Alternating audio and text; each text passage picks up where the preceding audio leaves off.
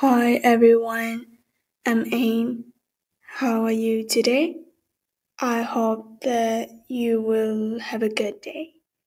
In every video, I will bring the best things in life for you.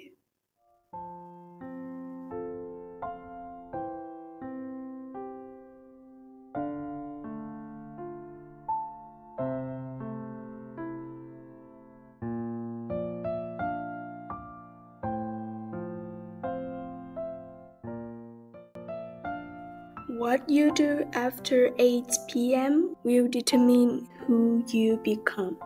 I've been so tired from working all day that I don't have time to learn new skills or focus on self-development.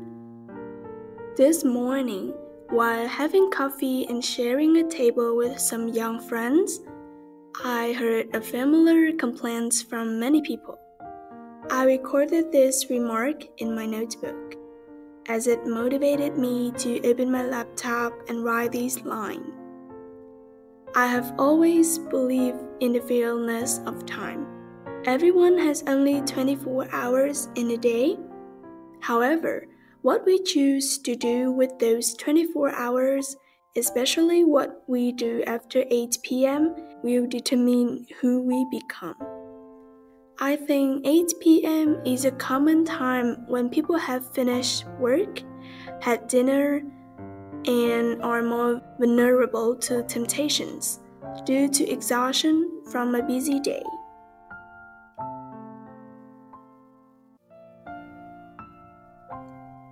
At this time, people tend to split into two distinct groups.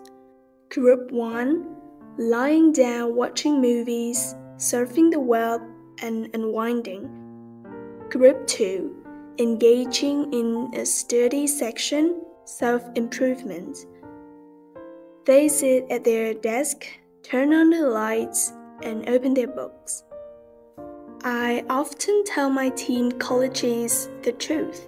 I have two versions of myself. During the day, I am the 9 to 5 version, focused on work and the company.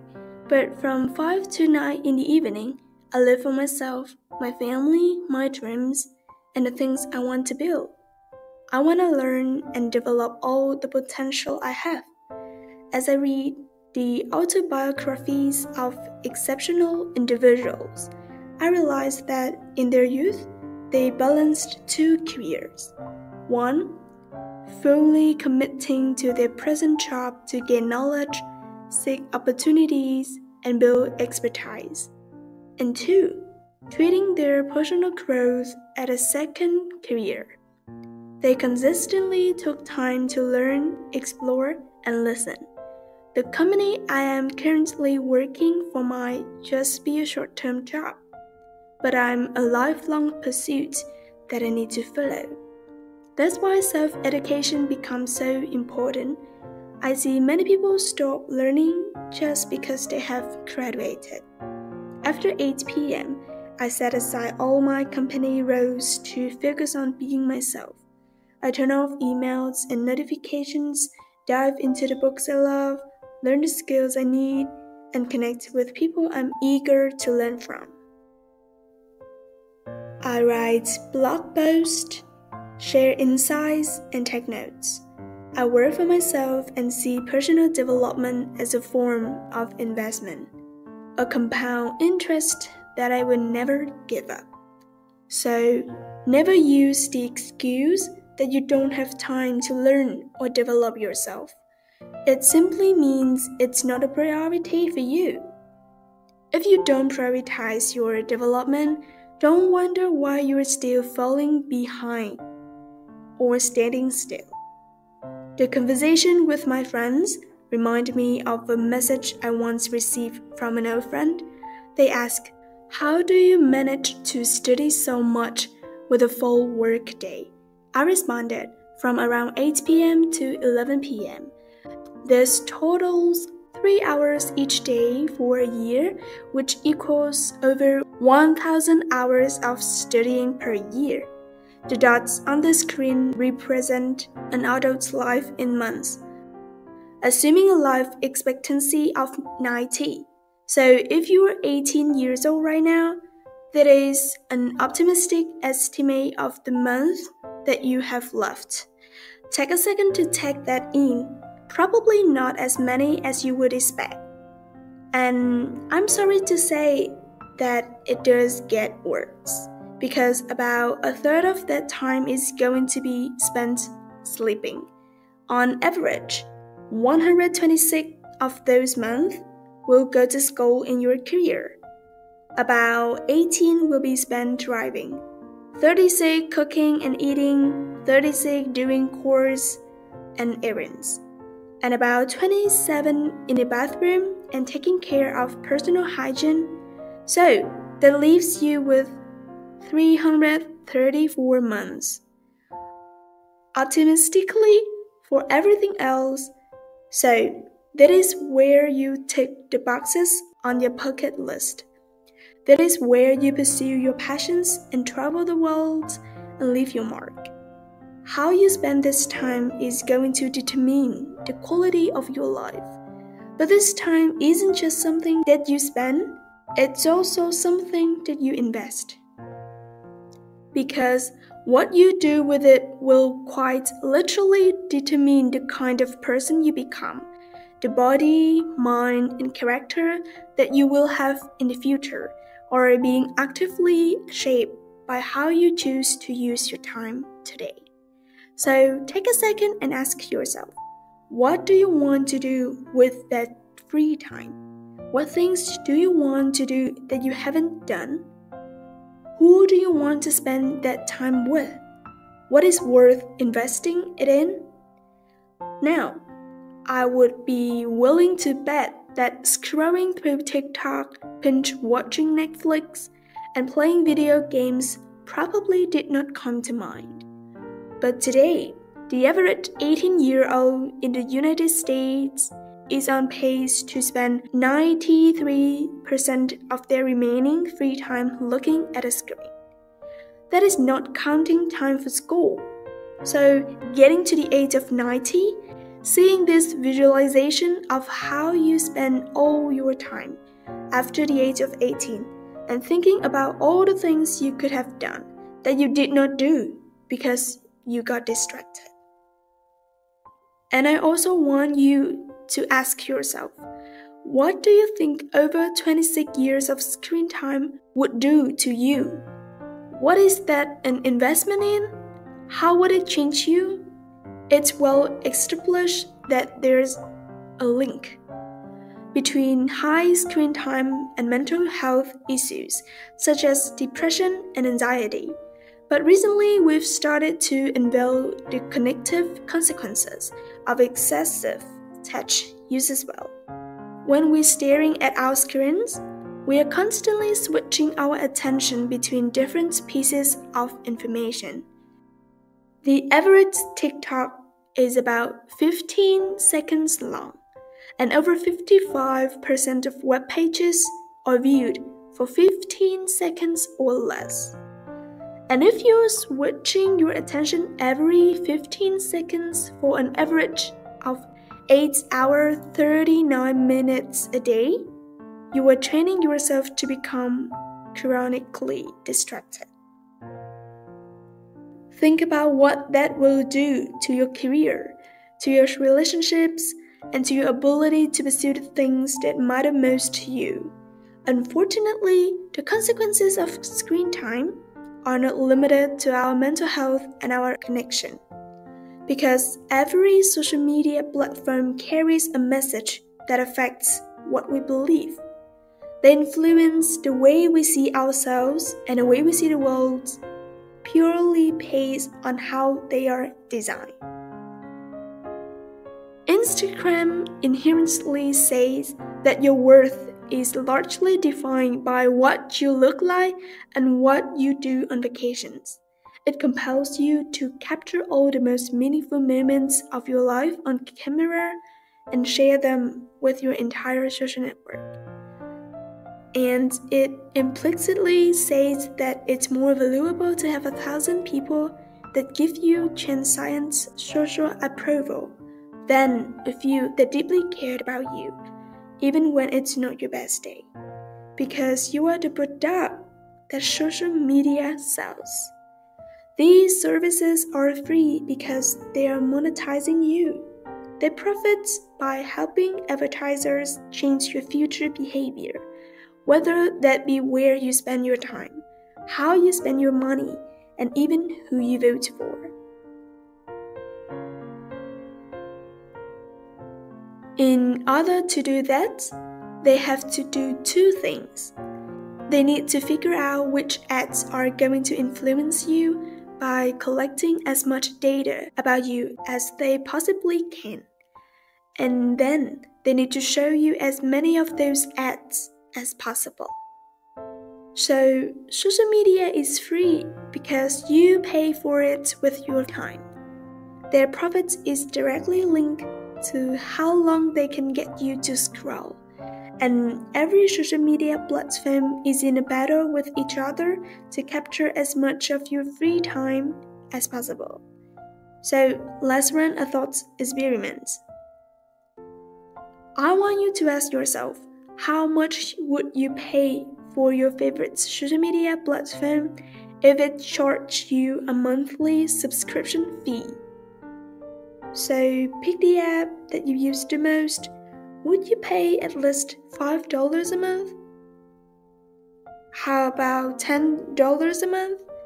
$20? We'll assume that you value your time at a rate of $20 per hour, and you are spending 2 hours a day on a platform or 30 days in a month. So you are effectively paying $1,200 per month for TikTok. So when you start to do this kind of analysis, it quickly becomes clear that most of us are drastically overpaying for social media. My ask of you is this. Figure out what it means for you to get a good deal out of social media platforms. In order to do that, you have to do two things. You have to ask yourself, what value do these services provide? And second, you have to ask, how much of your time is that value worth? Now, I want to be clear that I'm not saying social media is without value. It can be an incredibly powerful tool. It can foster relationships. It can introduce you to new ideas. It can even spark social movements. But we need to learn to use it in moderation. Don't let yourself get to the age of 90 only to look back on your life and realize that while you were trying to avoid FOMO, fear of missing out, you actually missed out on living. That free time is your most valuable resource. Do not give it away for free.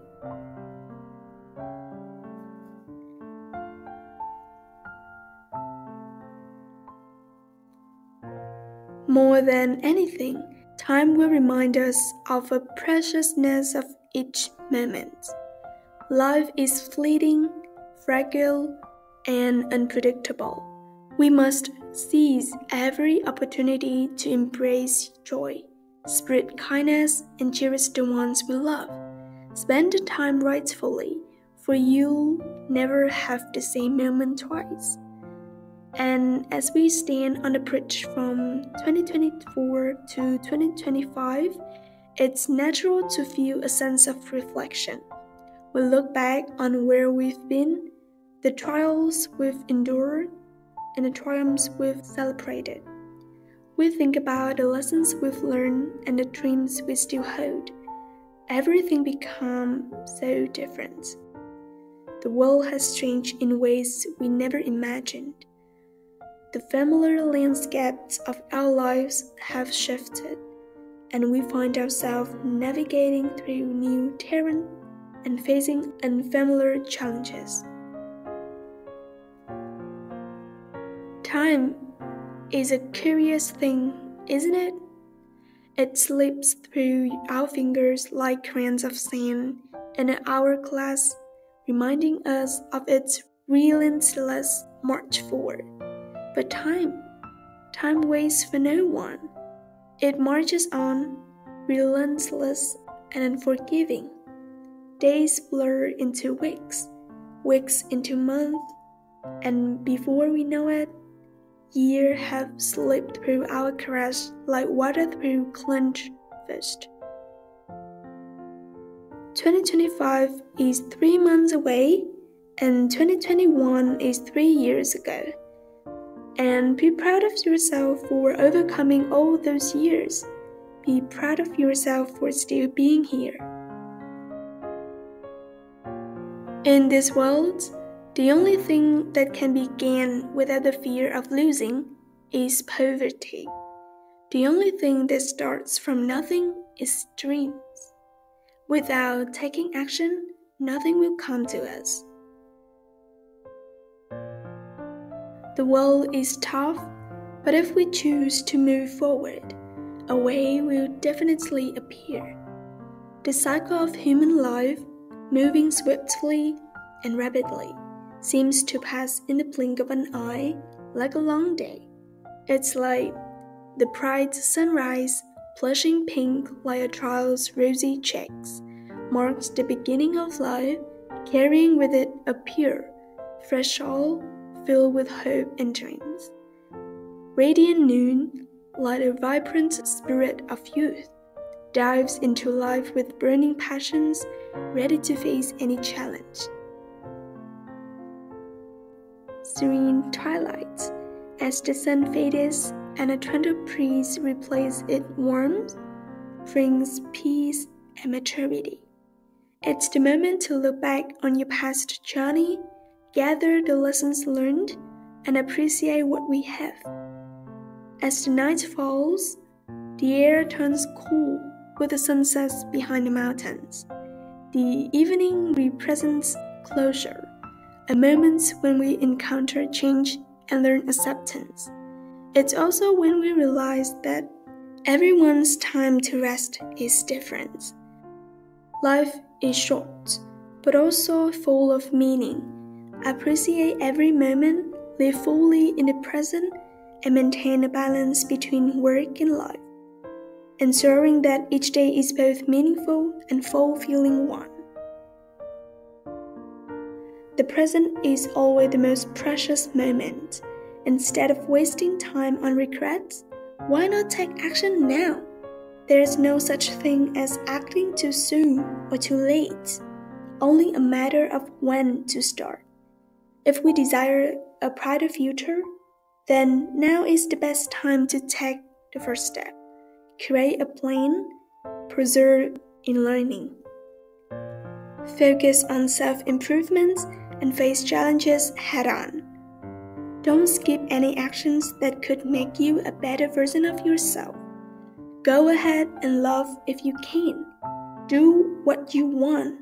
Care for your loved ones as long as you can, and live life to the fullest.